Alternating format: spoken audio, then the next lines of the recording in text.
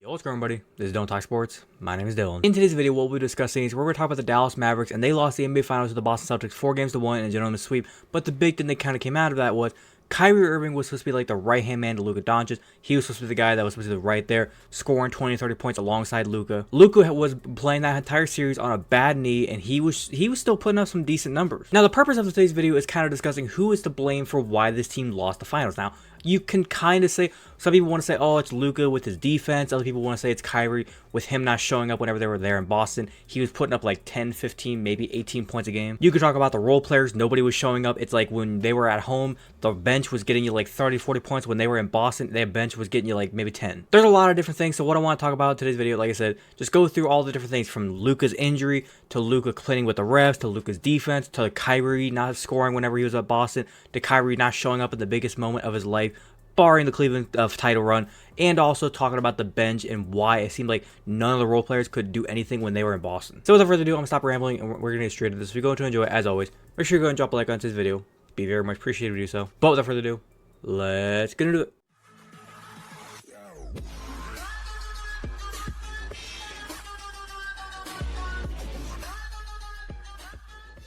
Now, like I said, they lost the title to the Boston Celtics in the Game 5.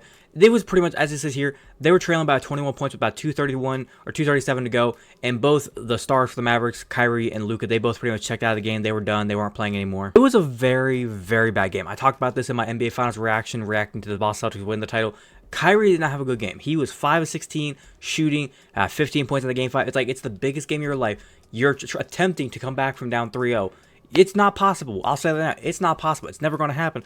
But in the world of it possibly happening, you got to score more than 15. Like, if Luka would have went out there and put up 35 points, KYRIE would have put up 30, and then the rest of the role players would have just done jack shit, I would have been like, well, KYRIE and Luka did everything they could. The bench just didn't show up. This is on the front office to go get some role players that are going to show up in the biggest moments. But it wasn't like that. It was a little bit of everything. I have here pulled up the stats for the NBA Finals for everybody there's the Boston Celtics up there, but we're going to be looking at just the Dallas Mavericks. If you want to go check out all these stats, I'll put a link to it down in the description below, like I said, if you want to go check it out for yourself. But as you can see here, from KYRIE Irving, we're going to look at KYRIE Irving first, because everybody wants to say KYRIE Irving is to blame because he's the one that didn't show up, and he's partially to blame. As you can see here, for the entire Finals, 19.8 points a game, 3 rebounds, 5 assists. He didn't show up in the biggest moment. His field goal percentage, he was shooting 41%. His three-point percentage was 27%. It was just everything about KYRIE's game. It was just so off. But the only game in the series, I think pretty much for the entire Mavericks, barring Luka Doncic, everybody looked amazing in Game 4. Everybody in the Mavericks. Games 1, 2, 3, and 5,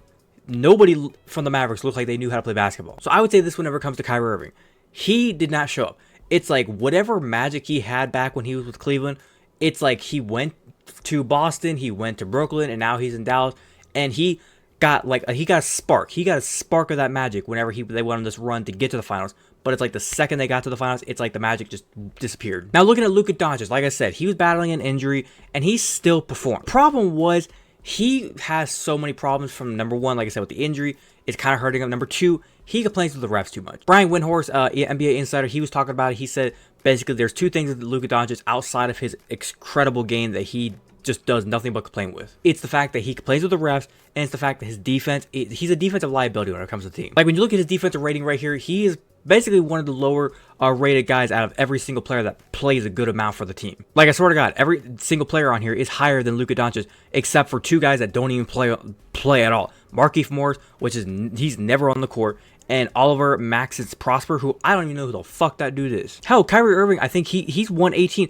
He has the highest defensive rating of the entire team. So in a way, I'm kind of looking at that and I'm wondering, was KYRIE Irving trying so hard on defense and putting everything he had into trying to defend the Boston Celtics and keep them from scoring, that it's like he had no energy left whenever it got down to the offensive side of the ball? Because that's one thing people talk about with Luka Doncic is that, oh man, he does everything on the offensive end, which he does, as you can see here, 29 points, 8 rebounds, 5 assists, he's got 2 steals. Like, he was doing everything there was to help the team offensively, that he had no energy on the defensive end. And you saw it many times where he would jog down the court and he would just stand there whenever it comes on being on defense. He would stand there sometimes if he got fouled, but he didn't, the refs didn't call it. He would just lay there and then he slowly get up. By the time the other teams went down, Boston ran a play took about 15 seconds off the clock, maybe shot the ball and missed. Luka's just now getting up. And then on times where he's actually down there, it's like he'll try to swat the ball, he completely misses, and he doesn't even attempt to try to go for another swat for the block shot. Another problem with Luka Doncic was the team, as I said, with the role players.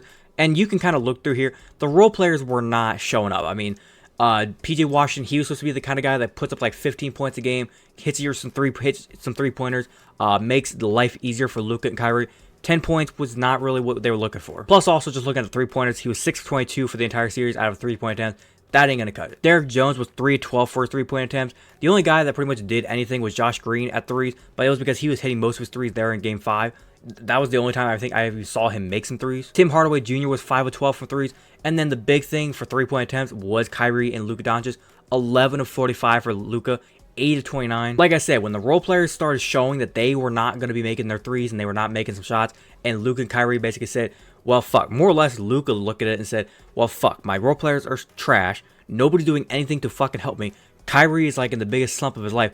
I'm going to have to shoot the ball every single time. And he just went doing the same exact jab step, and if he got the guy in the air, he tried to get a foul. If the guy stepped back and flew away, he tried to step back and treated it like a fadeaway three, and he was missing that shot over and over again. Surprisingly enough, I'm one of these people that I hate the fact that Jason Tatum always goes for fouls, and that's all he wants to do.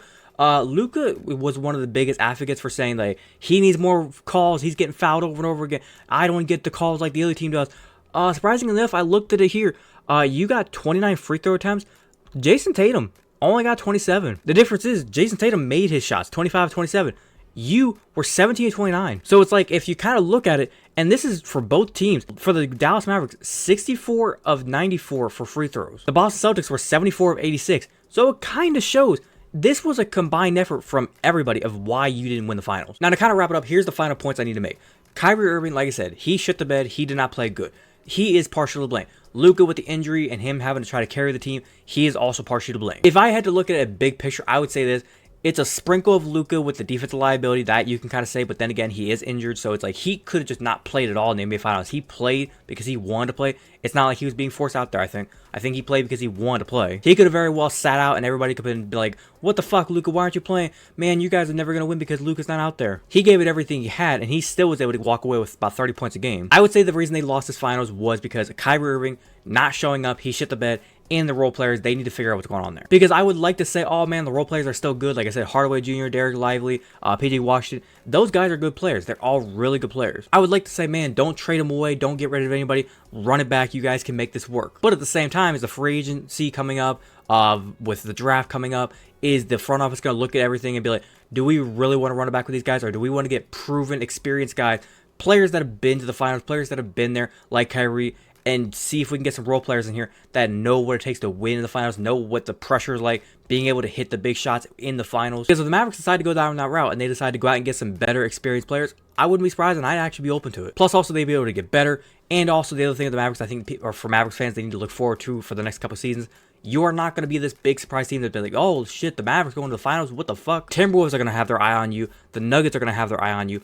Everybody in the Western Conference is going to have their eye on you next season. But other than that, I think I'm going to wrap it up there. Hopefully you guys did go on to enjoy today's video. If you did enjoy it, as always, make sure you go and drop a like on today's video. Be very much appreciated to do so. If you wanted to watch the entirety of today's video, thank you very much. Like I said, if you have an opinion. Do you agree or disagree with anything I said? Do you think Luka Doncic was to blame? Kyrie Irving was to blame? The role players were to blame? Do you think the coach, Jason Kidd, was to blame? Whoever you think is to blame for why the Mavericks lost this finals, go ahead and leave your clear opinion down in the comment section down below. Be more welcome to talk about with you guys. If you're a fan of the content that I do poster and you want to go and hit that big red subscribe button, feel free to do so. And do not forget to hit that little notification bell to be notified the second I post. But without further ado, this has been Dylan Talk Sports. Have a great day.